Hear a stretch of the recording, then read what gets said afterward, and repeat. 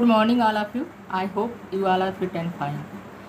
बेटा, यह वैश्विक महामारी इस समय बहुत तेज़ी से बढ़ रहा है। हम सब मिल कर के ईश्वर से प्रार्थना करें कि शीघ्रतर शीघ्र इस बीमारी से छुटकारा मिले, अध्ययन और अध्यापन सुचारू रूप से जारी हो सके। पिछले वीडियो में हम लोगों ने वैदिक वंदना पढ़ा था और आज हम लोग पढ़ेंगे प्रथम पाठ आश्रम। पहले मैं रीडिंग लगाऊंगी, आप लोग ध्यान से देखेंगे, शब्दार्थ भी बताते चलूँगी, नोट करते चलिएगा। वैसे मैं PDF सेंड कर दूंगी शब्दार्थ का और पढ़ाते समय शब्दार्थ भी बताऊंगी, आप लोग ध्यान दीजिएगा। आज हम लोग पढ़ेंगे प्रथम पाठ आश्रम। बेटा, प्राचीन काल में इस समय की तरह स्कूल, कॉलेज, यूनिवर्सिटी नहीं होते थे। लोग शिक्षा ग्रहण करने के लिए गुरुओं के पास आश्रम और गुरुकुल जाया करते थे। वहाँ गुरुओं के पास रह कर के शिक्षा ग्रहण करते थे। उस गुरुकुल के आश्रम के कुछ नियम होते थे और सभी छात्र सम्यक रूप से उस नियम का पालन करते थे।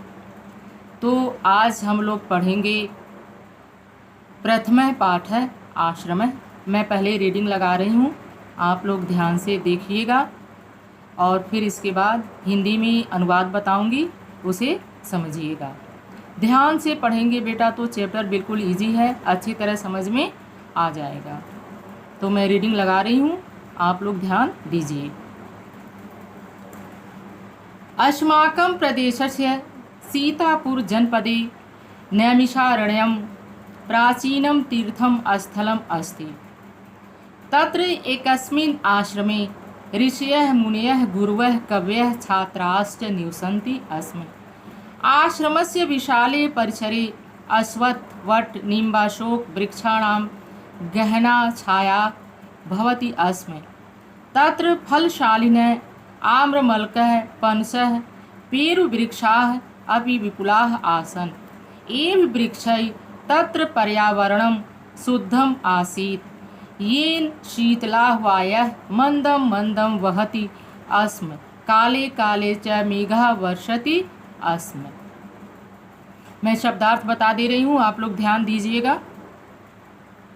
अश्वत्थ पीपल का वृक्ष, नीम का वृक्ष, विहाय त्याग कर, आम्रमल्कः आंवला, पनसः कटहल, पेरू अमरूद, ठीक, शोक अशोक, गहना गहन घनी, ठीक है, पेरू वृक्षा अमरूद का वृक्ष, आसन थे, मंदम मंदम धीरे धीरे, वहंती बहती थी, काले काले समय समय पर, मेघ बादल वर्षति वर्षा करते थे। अब आप लोग हिंदी में अनुवाद देखिए।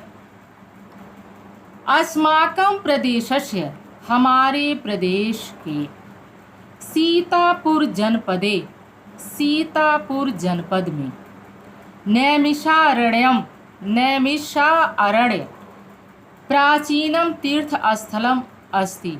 नैमिषारण्य नाम का प्राचीन तीर्थ स्थल था। हमारे प्रदेश के सीतापुर जनपद में नैमिषारण्य नाम का प्राचीन तीर्थ स्थल था। तत्र एकस्मिन् आश्रमे, तत्र मीन्स वहाँ, एकस्मिन् आश्रमे एक आश्रम में, ऋषयः मुनयः गुरवः कवयः छात्राश्च निवसन्ति स्म। वहाँ एक आश्रम में ऋषयः ऋषि, मुनयः मुनि, गुरवः गुरु, कवयः कवि, छात्राश्च और छात्र, निवसन्ति स्म निवास करते थे। वहाँ एक आश्रम में ऋषि, मुनि, गुरु, कवि और छात्र निवास करते थे। आश्रमस्य विशाले परिसरे, आश्रम के विशाल मैदान में, प्रांगण में, मैदान में, आश्रम के विशाल मैदान में अश्वत्थ, अश्वत्थ का क्या अर्थ बताया था हमने, आप लोग सोचिए तो। पीपल, वट बरगद, नीम्बाशोक, नीम और अशोक के वृक्ष, गहना छाया भवति अस्म, की गहन छाया होती थी। ठीक है। आश्रम से विशाले परिसरे, आश्रम के विशाल मैदान में, वहाँ पर पीपल, बरगद, नीम और अशोक की घनी छाया होती थी।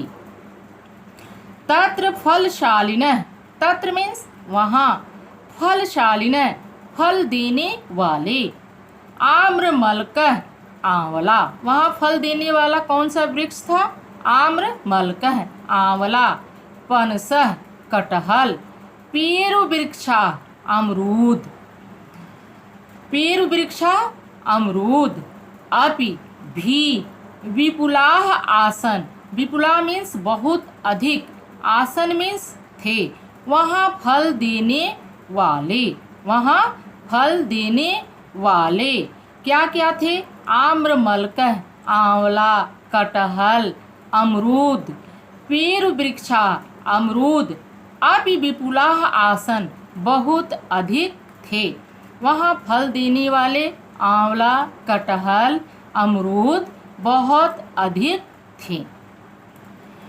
ये भी वृक्ष ही, ये भी मीन्स इन, वृक्ष ही मीन्स वृक्षों से, तत्र मीन्स वहाँ का, पर्यावरणम पर्यावरण, वातावरण, इन वृक्षों से वहाँ का वातावरण शुद्धम आसीत, शुद्ध था। इन वृक्षों से, ये जो वृक्ष थे ना जिसकी घनी छाया थी, फल देने वाले थे, तो इन वृक्षों से वहाँ का वातावरण बहुत ही शुद्ध था। जहाँ पर वृक्ष रहेंगे तो वातावरण कैसा रहेगा, वहाँ का शुद्ध ही रहेगा ना। येन शीतलाः वायम मंदम मंदम वहति, और जहाँ पर शीतलाः शीतल, वायः वायु, मंदम मंदम धीरे धीरे, वहन्ति बहती थी, काले काले च मेघ वर्षति अस्म, और समय समय पर बादल वर्षा करते थे। बेटा इमेजिन कीजिए कितना अच्छा एटमॉस्फेयर रहा होगा वहाँ का, कि वहाँ का वातावरण इन वृक्षों से बहुत ही शुद्ध था।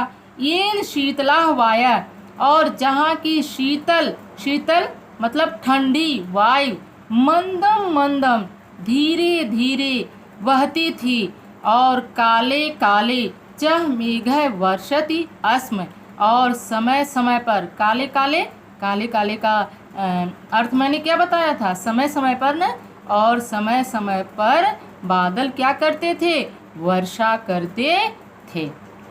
क्लियर हुआ आप लोगों को, अर्थ समझ में आया। अगर जहाँ भी कुछ भी मुश्किल हो, जहाँ नहीं समझ में आता है, तो आप लोग कमेंट बॉक्स में बोल दीजिए, और मैं उस चीज़ को पुनः दोबारा आप लोगों को बताऊंगी।